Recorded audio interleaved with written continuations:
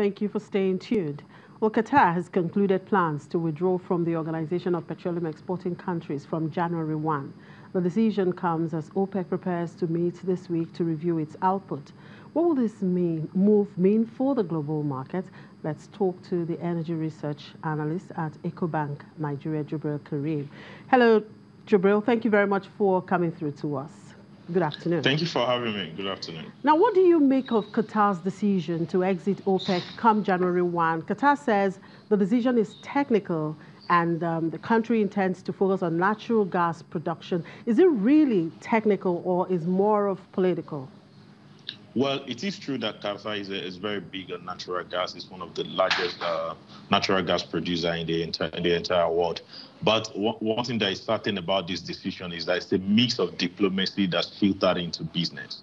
Because if you look at the past few months, the other countries in the Middle East, led by Saudi Arabia, has really been trying a lot to undermine the country, and so part of it eventually resulted into the blockade of Qatar that was announced by Saudi Arabia and other countries some few months ago.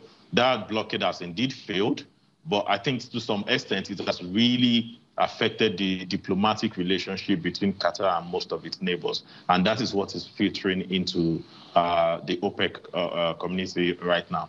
But what is quite amazing about it is that if you look at this kind of stringent relationship between members of OPEC, so for some reason they've tried as much as possible to keep it away from affecting OPEC in the past. Look at Iran and Saudi Arabia hasn't been on good terms, and Iran hasn't been on good terms with most of the other Middle Eastern members of OPEC, but yet they get along when it comes to OPEC. So it's quite a big deal for OPEC, especially when it coming at a time when OPEC is looking to actually bring additional countries that have production and can increase its share of global production and its ability to control price in the market. Now, Qatar is the 11th biggest oil producer in OPEC, pumping about 610,000 barrels a day. That was as of October. That was less than 2% of the group total, about 33.3 million. Now, do you think Qatar's exit in OPEC will really affect the organization or perhaps their plans to cut production? Well, in terms of the volume in itself, it's not really about the volume, it's about the gesture itself.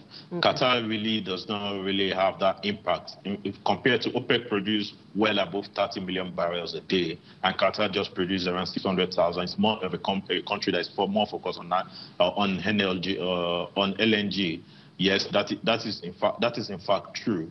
But if you look at it, it's more about the gesture. If it's about effectiveness of OPEC cuts, that is right now. OPEC actually have an upper hand in that space right now. They've been able to outside OPEC amalgamate some other countries and bring them under the umbrella of OPEC to agree to a cut, including Russia, Kazakhstan, Mexico, and other countries as well. So I don't see that affecting the proposed OPEC cuts that we expect to happen at the end of their meeting this week.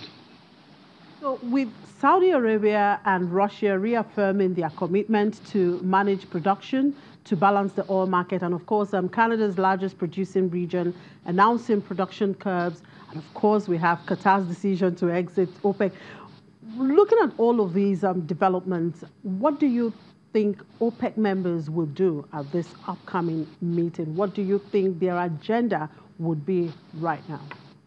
I think breaking down the different news, I think the one that is actually very significant is the reaffirmation by Saudi Arabia and Russia that they will continue their relationship. In terms of what is currently happening in the Alberta region of Canada right now, it's really much more something that is deeper and much more concerning for that region rather than what is happening in the global market. Because if you look at crude oil, the crude oil grade in that area has been selling at a ridiculous discount to WTI and to Brent in the past few months. At some point last month, it got to as low as $50 below WTI and $60 below Brent. So the government in that region is basically trying to curb excess production and increase access to the market for its producers through additional rail and pipeline projects. Of course, that has some impact on global supply as well. But much more impactful is the fact that Saudi Arabia and Russia has agreed to continue to extend their relationship. And what that simply means is that two largest crude oil exporters right now are on the same side when it comes to ability to control prices. And that will continue to make OPEC and other countries that are included in the group to continue to have effective way of curbing excessive crude oil price rise or decline.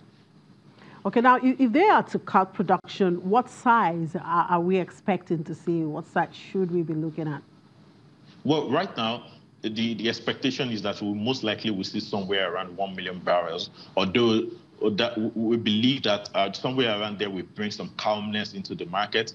But we think the excess supply in the market right now is a little bit above that. But cutting a million barrels, taking 1 million barrels off global crude oil supply right now will be quite significant and will be sufficient in curbing the decline that we have experienced in crude oil price over the past 2 months. So.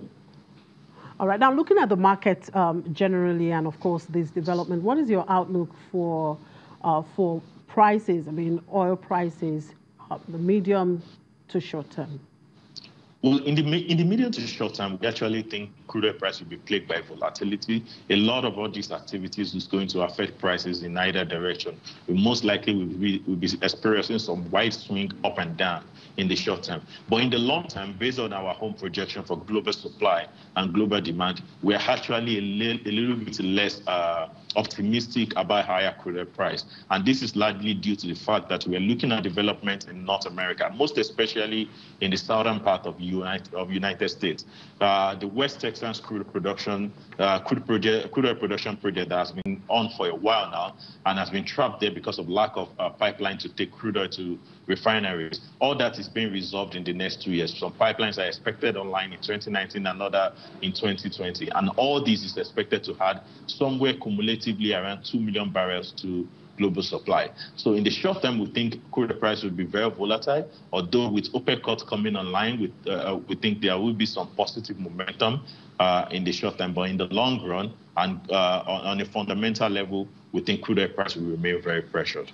All right, thank you very much for your time, Jibril. Jibril Karim is the Energy Research Analyst with EcoBank Nigeria.